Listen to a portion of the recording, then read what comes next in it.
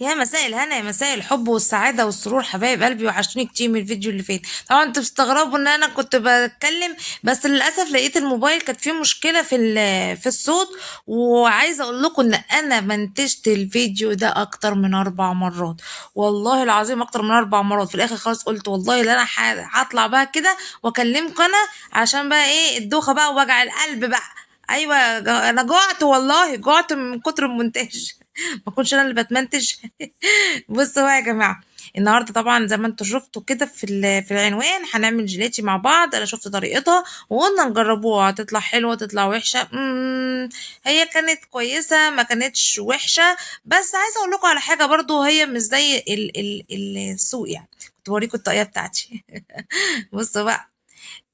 فهي زي ما قلت لكم ان هي كانت كويسه، ما كانتش مش سيئه قوي، بس هي برضو ما كانتش بجوده الجيلاتي بره، او زي ما كانوا بيقولوا كده على النت ان هي عامله زي الميجا. انا بوريكم جايبه 2 اوريو.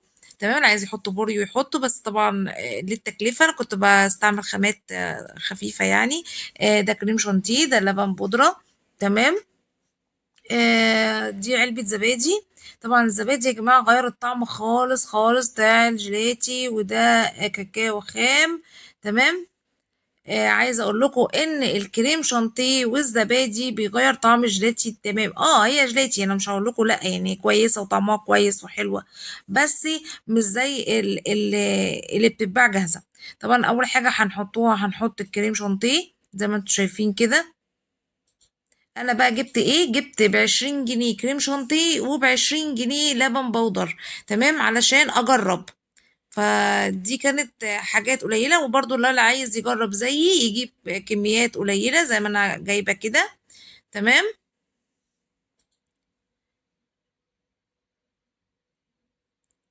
ايه ده يا بنتي يا يويو؟ ايه اللي هتحطيه ده؟ طبعا ده سكر يا جماعة. تمام، وطبعا معايا مية ساقعة كمان. فزي ما قلت لكم بقى، يعني انتوا لو انتوا هتجيبوه، يعني انا بتهيألي حتى البواكي الجاهزه اللي هي زي دريم والحاجات دي اللي بتتضرب وبتحط عليها لبن وبتعمل جيلاتي او ايس كريم، بتبقى برضو طعمها مختلف تماما تماما. دي ميه ساقعه زي ما انتوا شايفين، ميه فيها تلج. بحط ايه بالمعلقه كده، لان انا عايزاها ايه طبعا يبقى قوامها تقيل، لان كل ما هتضرب فيها وكل ما هنحط عليها مواد كل ما هتخف القوام بتاعها. طبعا معانا المضرب الكهربائي. تمام، طبعا اللي عنده بقى عايز يعملها في خلاط، عايز يضربها بايده، يعني كل واحد ايه وحسب امكانياته يعني. طبعا قعدت بقى اضرب فيها انا شلت الصوت كمان عشان خاطر الدوشه بتاعت المضرب كان عامل دوشه جامده جدا جدا، لان هو تقريبا فضل مستمر معانا من اول الفيديو لغايه اخره. فمرضتش طبعا اصدعكم. انا والله صدعت، انا نفسي اللي كنت ماسكه المضرب انا صدعت من صوت المضرب.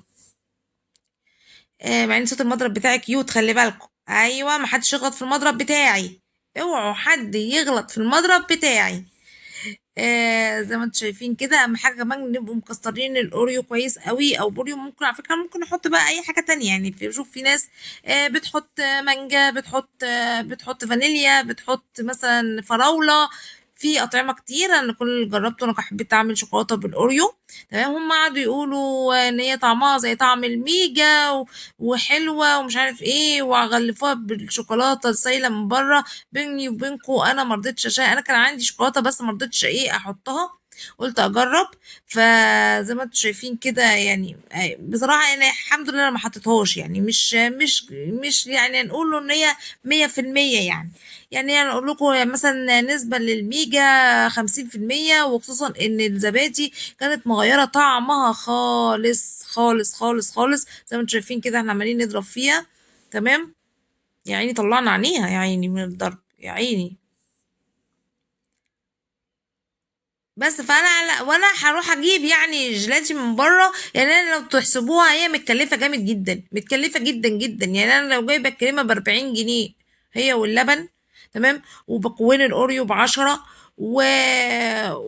والسكر والكاكاو، جايبه كاكاو خام اسباني يا جماعه. يعني انا الحبه اللي انا حطيتهم دول يعملوا 20 جنيه، انا حاطه كام معلقه كده يعملوا 20 30 جنيه، 30 اكتر كمان. انا جايبه بالظبط يعني معلقتين ب50 جنيه. عايزه اقول لكم ان هي تتكلف تتكلف تتكلف تتكلف، هي نظافه طبعا في البيت وكل حاجه، بس هتتعبوا وفي الاخر خالص هتطلع انتوا حاطين حاجات يام، والزبادي ما حسبناش الزبادي وما حسبناش السكر. فانتوا لو تحسبوها هتطلع التكلفه عاليه جدا، اكتر من ان انا اروح اشتريها جاهزه، لان انا اروح اشتريها جاهزه احسن.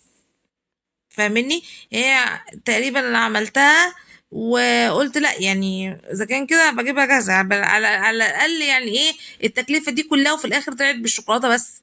لكن لو تحسبوها بقى، لو انتوا عايزين تشكلوا وتعملوا مانجا وتعملوا فراوله وتعملوا حاجات زي كده، هتكلف معاكم جامد جدا. فهي كانت بالنسبه لي كتجربه. تمام. طبعا حطينا الزبادي زي ما انتم شايفين كده، علبه زبادي لباني. طبعا اللي عايز يحط جهينه او يحط حاجات زي كده يحط براحته. نزود شويه ميه كمان. تمام. ما تبقاش تقيله قوي، لازم تبقى سايله شويه، عشان ايه؟ طبعا هي هتجمد بقى في التلاجة وحاجات زي كده يعني. ف... فزي ما بقول لكم كده يا جماعه، عشان تحسبوها هتطلع متكلفه جدا. فانا عن نفسي لا، انا ما عجبتنيش الطريقه وما عجبتنيش الوصفه. طعما حلوه وكل حاجه، بس مكلفه. مكلفه جدا وجدا جدا كمان. ايوه بقى، ايوه بقى.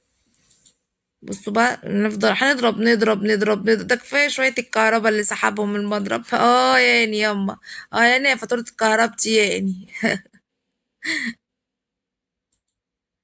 يا دراعي اللي اتخدم من مسكه المضرب ياني. لازم افضل الف كده، معرفش ليه، يعني هو المضرب بيلف في ايدي ومع ذلك انا عماله الف في البتاع، مش عارفه ايه ليه يعني. ده غريب قوي عندي يا جماعه، لازم افضل الف فيه. اهو بصوا، هنحطه بقى الكاكاو بقى بالمنظر ده. بصوا ادي معلقه، شايفين المعلقه مليانه. تمام. طبعا كل ما بتكتروا في الكاكاو كل ما بتديها طعم احلى، يعني فاهميني؟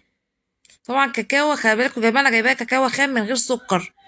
ليه ايه من غير سكر؟ علشان واسباني يا جماعه. ليه من غير سكر؟ لان السكر لما بيتحط على الكريم شانتيه وبيفضل نضرب نضرب فيه، بمعنى صح بتحل يعني ايه؟ يعني بتسيل.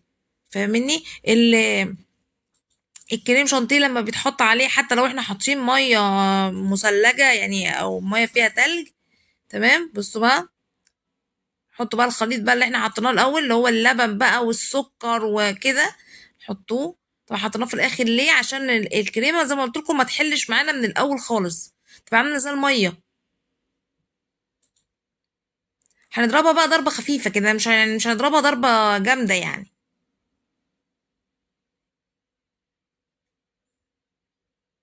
اهو زي ما انتم شايفين كده. اهو. ممكن بقى تحطوا مثلا تسيحوا شوكولاتة وتحطوا جواها بدل الكاكاو. الله، دي تبقى جميلة جدا، تبقى حلوة قوي قوي قوي. اولا عايزة اقول لكم ان الزبادي عطشها طعم لاذع. لزعان الزبادي، فاهمني؟ فبرضه دي كانت حاجة، يعني الناس اللي يعني أنا عن نفسي مثلا لما بروح أجيب آيس كريم أو كده، بحب أجيب قوي اللي هي الجيلاتي أم زبادي وتوت، بتبقى تحفة. فاهمني؟ بس اللي مش بيحب يعني طعم جيلاتي الزبادي، فأصبح إن دي مش هتعجبه. انتوا فاهميني؟ وكمان عايزه اقول لكم على حاجه كطعما، انا عشان اقنع طفلي او ابني ان انا الجيلاتي دي زيها زي بره، تاكدوا ان ما حدش في اولادكم خالص هتعجبه، لان هي مش زي بره، هي مختلفه تماما عن بره. فكل اللي بيطلع على النت او على التيك توك او على اليوتيوب وكده، او يقول ان الايس كريم بتتعمل ب... بكريم شانتيه او بيحط فيها زبادي، طبعا ده غلط تماما، لان ما كانش بقى البياعين اللي بره دي باعت. عشان نبقوا واخدين في بالنا، انت بتجيبي كوبايه قد يعني صغير، يعني كبيره يعني مش صغيره، ورخيصه يعني 5 جنيه وب10 جنيه وحاجات زي كده. دي اللي بالنسبه للسايبه. بالنسبه برضو للمعلبه برضو يعني بتبقى ارخص من اللي احنا عملناها في البيت، لان كده اتكلفت معاهم جدا. فاهمني؟ فهي اكيد ما بتتعملش من الكريم شانتيه ولا حتى الكريمه اللباني. يعني اذا كانت الكريمه الشانتيه اصلا طلعت مكلفه، اشحال بقى لو الكريمه اللباني. عايزه اقول لكم يعني حتى الفاكهه اللي انا جبتها من يومين كده، عايزه اقول لكم ان الفاكهه اصلا اللي كانت فيها ما تحس انها مش فاكهه اصلا، تحس انها مش فاكهه. فاهمني؟ بصوا بقى، حطيناها كده، هنقلبها بقى بالمعلقه مش بالمضرب بقى، هنقلب كده البسكوت. عايزه اقول لكم ان اصلا بكون البسكوت ولا حوقه اصلا في الايس كريم، ما بانش. بصوا بصوا بصوا، اختفى خلاص اختفى. يعني انت عشان تعملوها بكون الاوريو البوريو دول مش كفايه، انتوا عايزين ولا خمسة ستة، فاهمني؟ يعني اللي هيجرب يعمل لا يزود ال البوريو، لان طبعا ما بانش معايا خالص ولا في الطعم ولا في هو كطعم عطى فعلا طعم حلو للايس كريم، بس ما كفاش. تمام. بصوا بقى، انا معايا اكياس هنا صغننه زي ما انتم شايفين كده، هعبيها وهعملها استيك معايا خله بتاع ده خشب، هحطها واعملها استيك. طبعا اللي عنده قوالب بيحط اي حاجه. يلا، باي باي.